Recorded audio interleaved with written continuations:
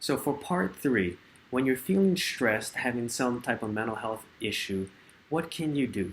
Well, the first thing I recommend is don't try to deal with it completely on your own.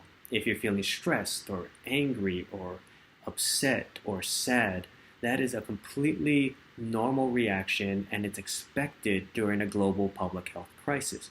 So the first thing I would recommend is try not to internalize your emotions and keep them entirely on the inside. Instead, try talking to family or friends, even if it feels uncomfortable or it feels like you might be burdening them. It's very important to rely on the people who care about you during times like this. You'll find that it can make you feel better. Another thing we're finding works for Pacific Islanders is to reach out on social media through Facebook platforms or Instagram.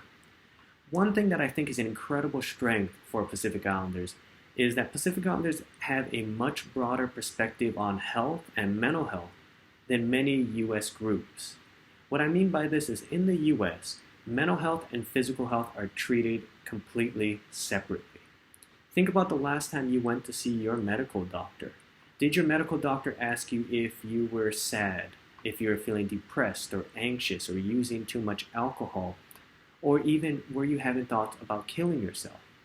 The answer to that is probably they did not, because in the US, mental health and physical health are not seen as linked. But for Pacific Islanders, the mind and the body are deeply interconnected.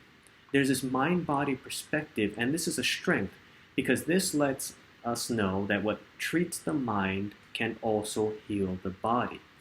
In addition to just mind and body perspective, there's a third element, spirituality. And so health for Pacific Islanders involves mind, body, and spirit being in connection, working together in a very good balance. And so when you think of spirituality as part of health, this gives us additional coping resources when we're feeling upset or stressed. For instance, faith or prayer are excellent coping resources.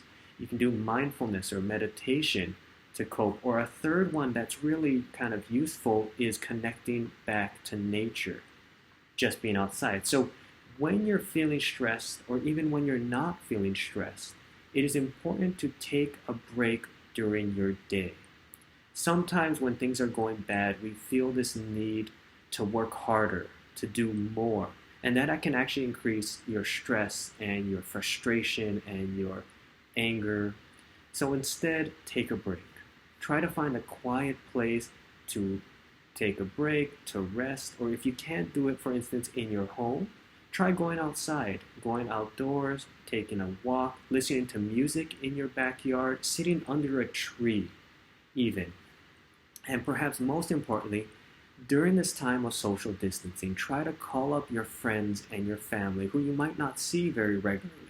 You'll find that that will do a lot for your spiritual, your emotional, and your mental health. So remember, take care of yourself emotionally, spiritually during this time because these are the keys to health.